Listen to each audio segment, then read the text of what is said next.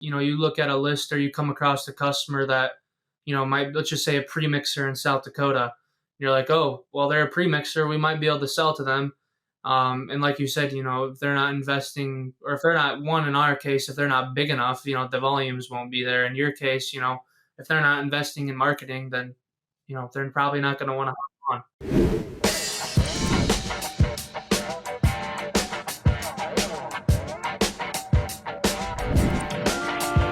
Hello, everyone, and welcome to another Wisenetix Podcast episode. I'm very happy to have here with me today Bryce Van Dyken. Bryce is Regional Sales Executive at AHB, and he's going to be sharing a little bit about his story and experiences here with us today. Welcome, Bryce. Yeah, thanks, Ricardo. Thanks for having me on. Awesome. Bryce, we like to start our conversations learning a little bit more about our guests. So if you could share a little bit more on your background so our audience can get to know you. Yeah, for sure. I guess my background's pretty broad. I grew up in Midwest Iowa.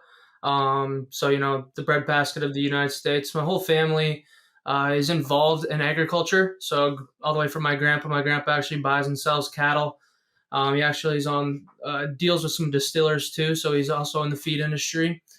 And then I guess my dad is he's in the agriculture as well, as far as dealing with bigger co-ops on building sales teams and working with executives, with their feed, divisions or wherever they need help getting built. So I guess I've been around agriculture for my whole life.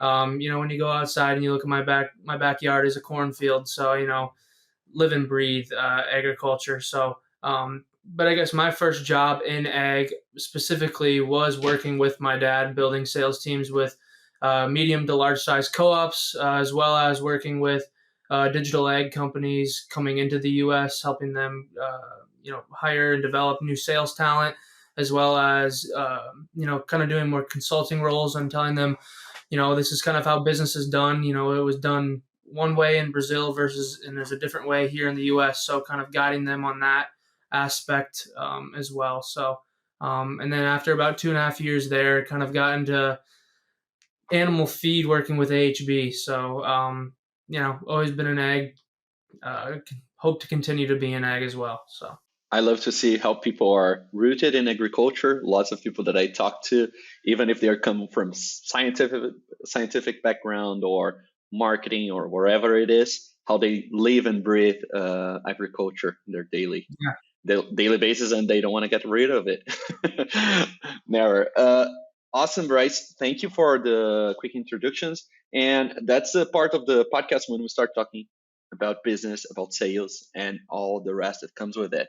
So it seems like you work closely to your family and your parent, your father. So I think that's an easy question for you. But how would your parents describe what you did today?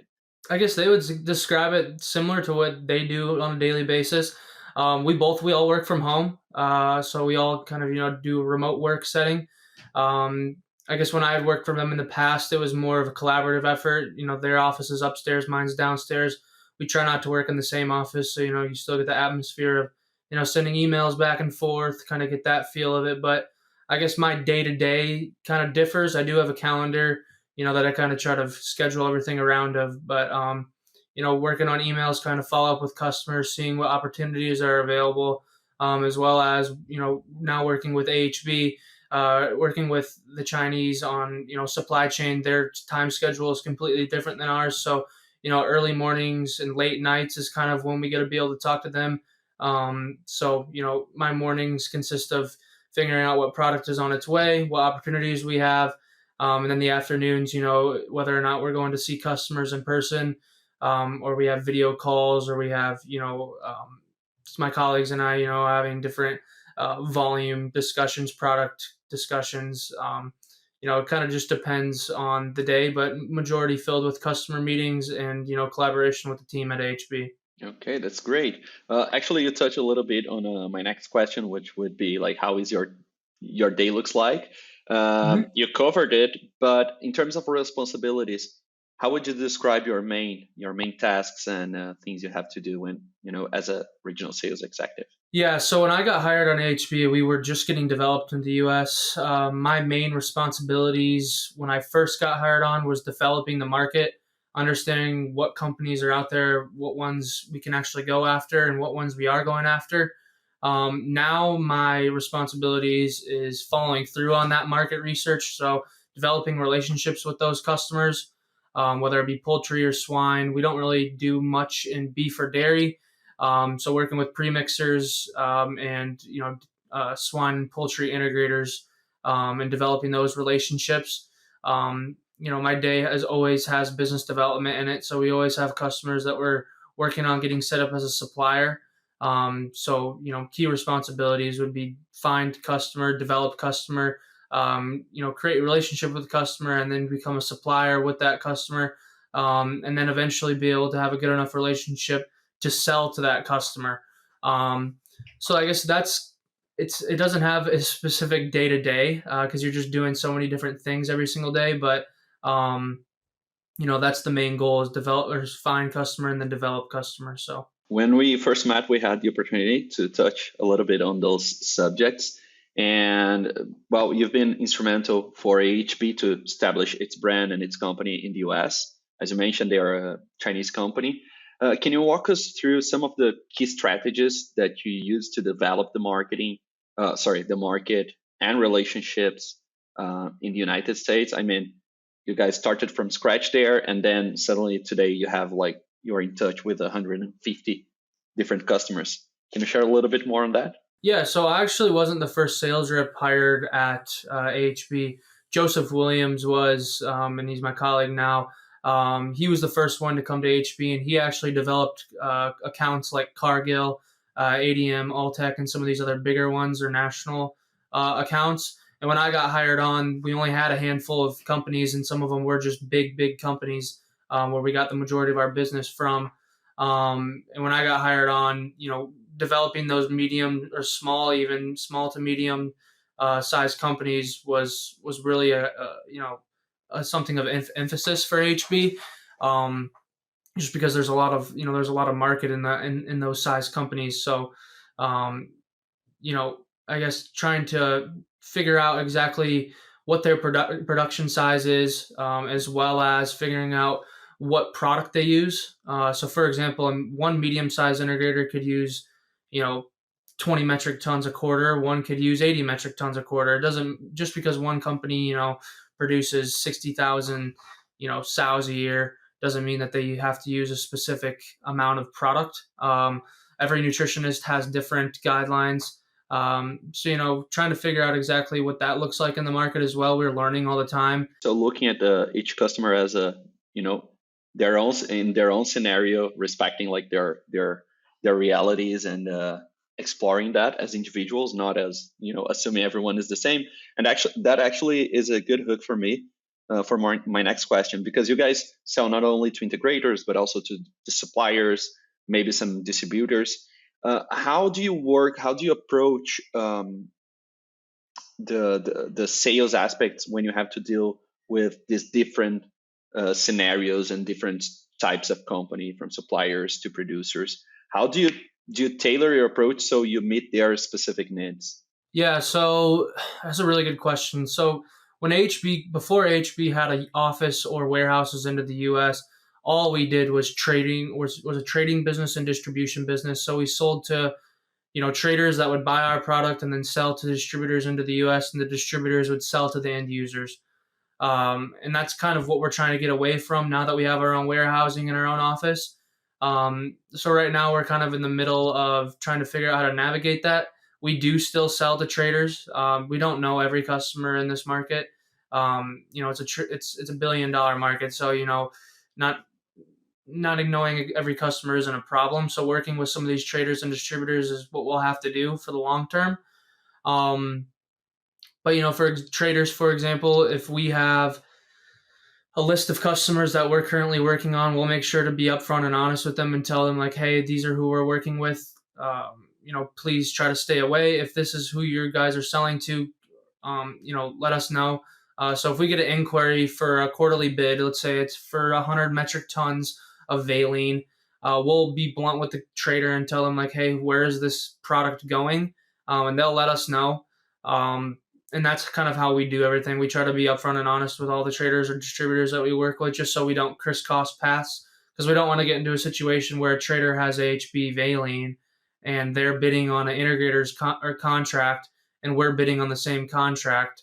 Because that doesn't look good. Yeah. From a business point of view. So that's kind of how we deal with traders and distributors, and the integrators. That's where the relationships really matter. Like going down to Georgia and seeing some of these bigger poultry customers, or going to see, some of these swine integrators in Minnesota, South Dakota, and the premixers. They're I guess my preference to work with, just because you work with them on, they work with some integrators, so we get some business that way, as well as, putting our products into their premixes for some of the smaller co-ops that AHB doesn't really touch. So every customer has its own struggle, but it's just kind of trying to figure out how to navigate all of that when you're doing it all at once. Because like this month, I sold to a trader and distributor, as well as bidding on contracts with integrators. So figuring out the market dynamics is something that you really have to be on top of. Okay, so basically you need to be responsive to each of those scenarios and understand their particularities. Yes. One curious thing in our conversations, you bring a lot the things related to the volume, each customer, how much they would consume, potential of you selling this product for your customers.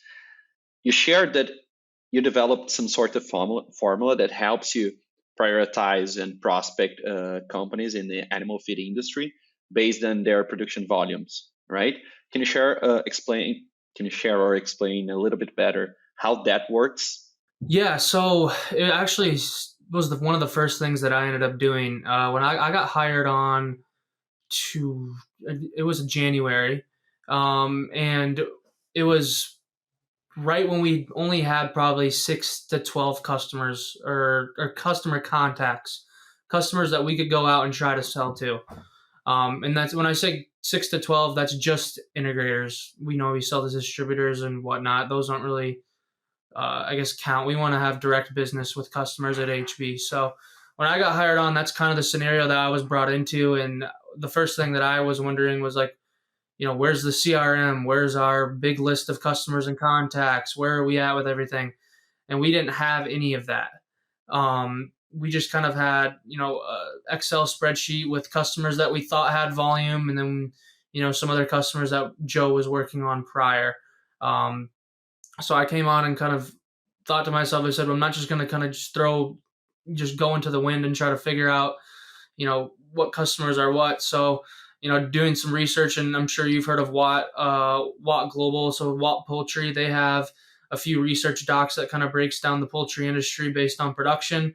And I was able to but go to the NRC website and figure out what swine formulas looked like, as far as what percentage of corn and soy and DDGs and the vitamins and minerals and aminos that goes into it, and then breaking down the percentage of aminos that go into it, because valine in the amino diet isn't very high. The ratio is very small.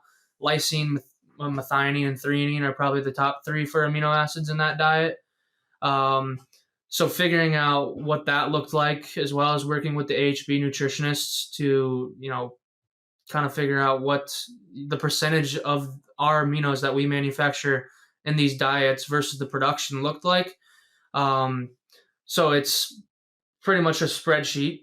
It goes from production to feed consumption, from feed consumption, amino acid consumption, from amino acid consumption to it goes into like the swine or poultry formula.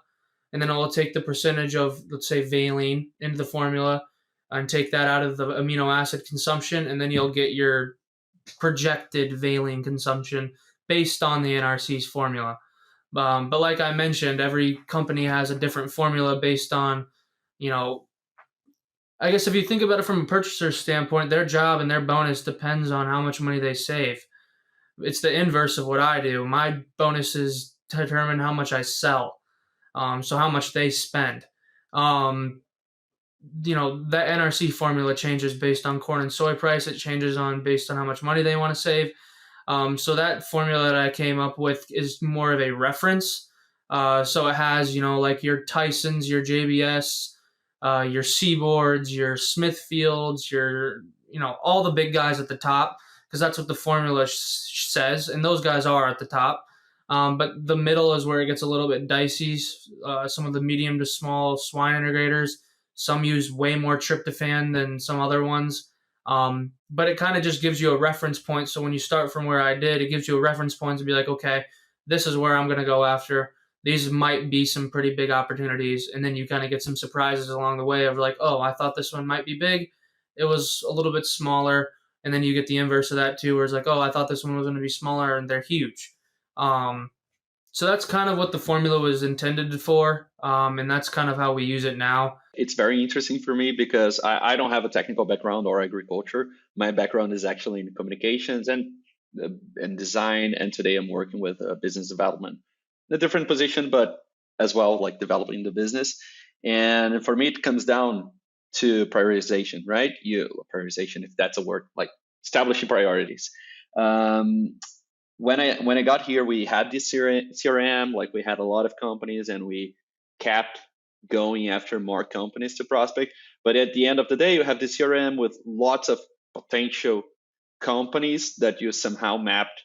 I don't know, we use, for example, trade shows, we look on the internet, LinkedIn, all different places we can to map opportunities. But you need to establish some sort of priorities on how you want to go after that market. Otherwise, you're going to be sometimes generating, I'll call it generate a new opportunity. But when you meet with the company, you really see like, well, they are not actually a fit to what we're doing, to what we're trying to accomplish. So we did something similar here with in the company as well, also using a spreadsheet and defining multiple criteria based on their regional presence and their annual revenue, based on like their participation on trade shows or not. As we sell sponsorships, if I find a company that sponsors, I don't know, IPPE or World Pork Expo, that's already, thumbs up for me, meaning, well, they're investing in communication and sponsors. So my chances with that customers are higher. Yeah. So we created this, and at the end of the day, helps us a lot, like really putting our efforts on where we know we can get, most of the results.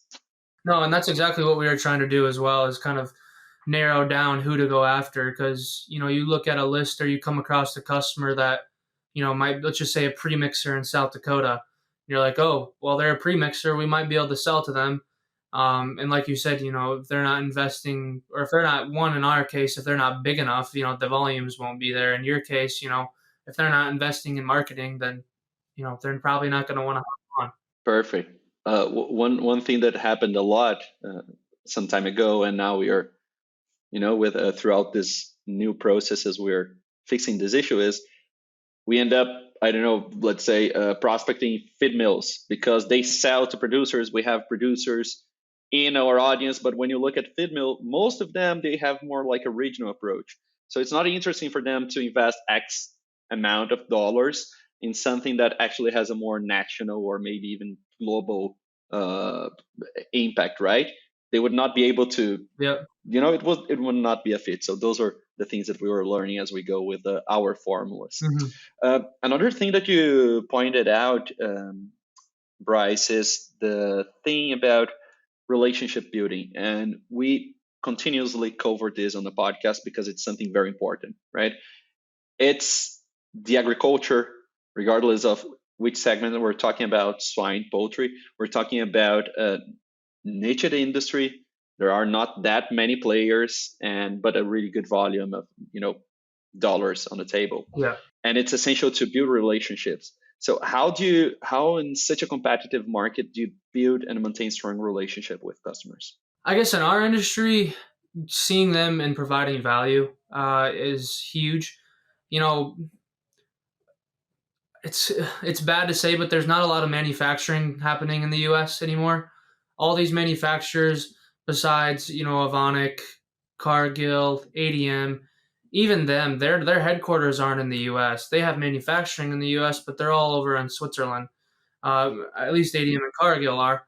But like a lot of the manufacturing is done overseas, whether it be in China or other places in the world. So when you come in as a new manufacturer like AHB, you have to provide more than just the product. CJ Bio is a Korean company, but they have manufacturing in the U.S.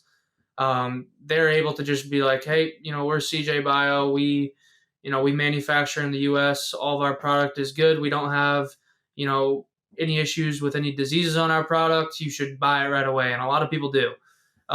So we at HB, we try to go the extra mile as far as customer service, sending, different market updates, like some of these companies like Feed Info or Chemex, they give you price.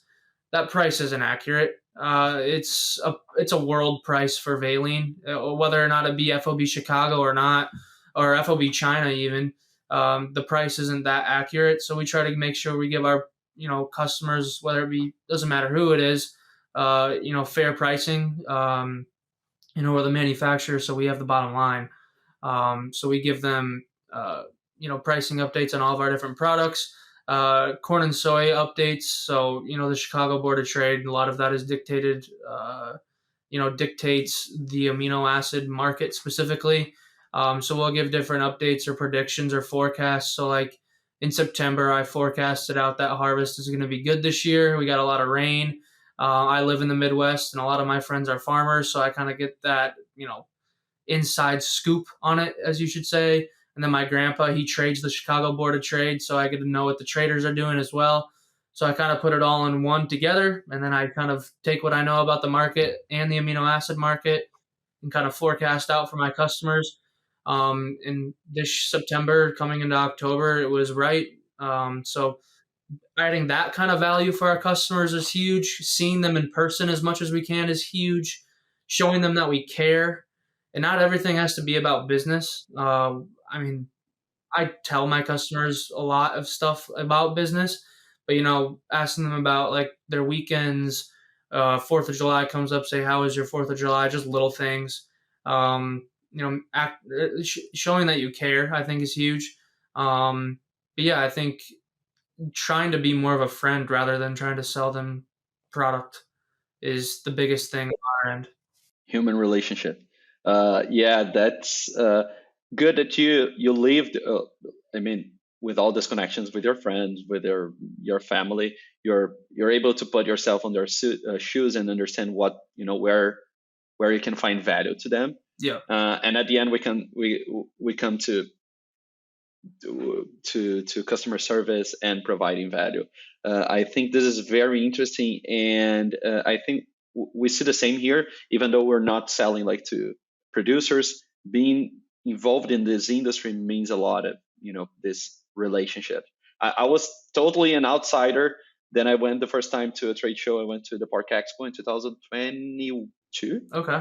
It was very nice to see like how welcoming everyone was and how this human and relationship part of things is essential to the industry, right? It's something interesting today. Yeah. And Bryce, since you joined AHB, or even prior to that, in your agriculture profession, what would you say were the main challenges or the main challenge you faced, and how did you overcome it? I guess there's multiple different challenges that sales reps face. I think every sales rep faces different challenges. For me, being so young, in the animal feed industry, it's kind of a good old boys industry. A lot of the purchasers and nutritionists are all, they all kind of came up together. They're all in their 40s to 60s. There isn't a lot of purchasers in their 20s and 30s. So that's a huge challenge, I guess. Depends on who you encounter. Some of the older guys like to tell you about the industry. Some of the guys, like to, explain what they know, what they've learned. And then some of them are like, you don't know anything. You should just, like, you're not worth my time kind of thing. And that's where it can be difficult. There's also a bunch of other difficulties as far as selling product into the U.S. Like there's 78-day quarantine times. I just talked to a customer the other day that needs a 90-day quarantine time. That's a challenge that we have to come over or, get over. Some of our competitors, they struggle with, all kinds of different issues. I'm not going to get into it specifically, but if you look at Chinese feed amino acid manufacturers, just Google it, and some of them will pop up, and just look at some of those customers or companies. They face all kinds of different issues trying to sell to the U.S. But as far as the issues we deal with immediately into the U.S. is trying to differentiate, AHB as a Chinese company versus a U.S. company. We are Chinese, we're publicly traded in China. We are a Chinese company, but all these other companies that are accepted in the industry, like ADM, Cargill, CJ, they're not all American or U.S. founded companies. If I don't even know if any of them are. I know CJ is from Korea. So being able to kind of affirm the U.S. customers, and kind of letting them know that, hey, we're not just we're not just here for a little bit. We're here to compete. We're here to stay for a long time. And the goal is eventually to have our own R&D plant somewhere in the Midwest, or even maybe a manufacturing plant. So we are looking to grow, and kind of showing our customers and letting them know that that's the plan and that's the goal, and we are backed by a publicly traded company. Is kind of what we're trying to do. And I guess the main issue is that a lot of people don't know that. We're new to the industry, so it just takes time, I guess.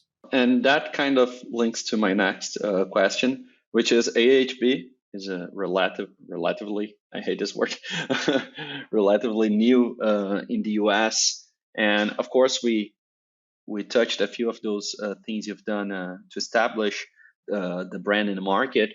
But what would you highlight as those key strategies to have effective establishment of your brand in the United States? Yeah, I mean, so the Chinese name is actually Anhui Huahong Biotechnology. So the first thing they did was change the name to AHB. That was the first thing that we did to kind of Americanize AHB. I think that a lot of the customers we work with right now, like the big guys that we work with, they know that we're a good company. They don't care that we're from China. They know that the U.S. doesn't manufacture any of this product, and if they do, they're not U.S. companies. So I think where we're trying to really differentiate ourselves is, one, we have good product. All of our product is made fermentation. Nothing's done chemically. So, as far as base level, purchasing or nutrition is concerned, we're, above par on all that. But as far as brand is concerned, we're building out a sales team. As far as, building out an American sales team, it's Joe and I right now, but the goal is, to have, 5+ different American sales reps going around the United States. We're also kind of building on the trade show atmosphere. We went to about 7 different trade shows last year: IPP, PISC, Alabama Feed and Grain. We sponsor a lot of these different ones. And eventually we want to kind of have one of our nutritionists, start giving speeches at some of these, conferences, and kind of being able to get recognition for our products. Because right now we're kind of in the background, just selling under the table, kind of. We want to be on the forefront of people be like, oh, who's that? AHB, we work with them, versus being like, oh, we buy from a manufacturer, or we buy our amino acids from a manufacturer from China. That's kind of what we're trying to change. But it's a slow process. CJ's been here for 20+ years. We've been in the US for 5. So, eventually that's the plan. Perfect. So you're right now we can say that you are more in a moment to establish more brand awareness, recognition, presence, and then next step would be more towards thought leadership, really showing your expertise and a position as a technical expert in the market, a brand recognized for its technical expertise. Correct. And just for us to wrap up here, Bryce, I really appreciate the conversation and all the insights you're sharing with us.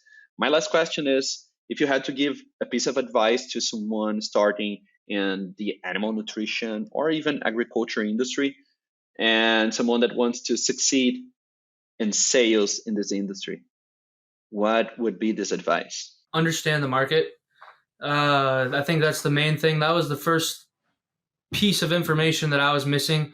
I mean, I came from a different sales background prior. I had a job for a while prior to getting into ag, and I think if you understand the market and whether or not that be fertilizer, crop protection, whatever it may be, or animal feed, whatever market you get into, you need to know who your customers are, what the I guess the movers are. So for us, for animal feed, it's corn and soy, pricing, all that kind of stuff moves the market. Um, Understanding who your customers are, where they're located, the customer segments. Are they co-ops? Just independent feed mills? Are they just literally small integrators? Are they really big integrators? All that kind of stuff is what I would love to know prior to coming into the industry. Um, and then I think understanding, I guess how to sell. What's the approach? Is it a relationship business or is it a pricing based business? Some of the customers we work with, it's all price. Traders, distributors, they're like, yeah, we'd love to do business with you, but the price isn't right. Versus some of the other customers we work with, it's like, hey, we have a good enough relationship. I trust you. The only one we're working with. Shoot me a price, I'll buy. So it just kind of depends, and that's stuff that you learn. But yeah, if there's one thing that I would definitely want to know coming into animal feed specifically is market. What are you getting into? Because I had no idea when I first got into it. Okay, if you that are listening to us is thinking about joining the agriculture and animal feed industry, learn the market. That's the goal. Bryce, I really appreciate you taking the time for us and for our conversation today. It was great learning more about the work you're doing and learning more about AHB. I just have one more question. If anyone wants to connect, where can they find you online? Yeah, they can find me anywhere at Bryce Van Dyken, LinkedIn preferably. Yeah, I guess I'd go on there once in a while. My email is attached there too, so feel free to reach out. Perfect. For you that is out there listening to us, we appreciate your company for staying with us, and we hope to see you in our next episode. Bryce, thank you so much, and hope to see you around. Yeah, thank you, Ricardo. You have a good one.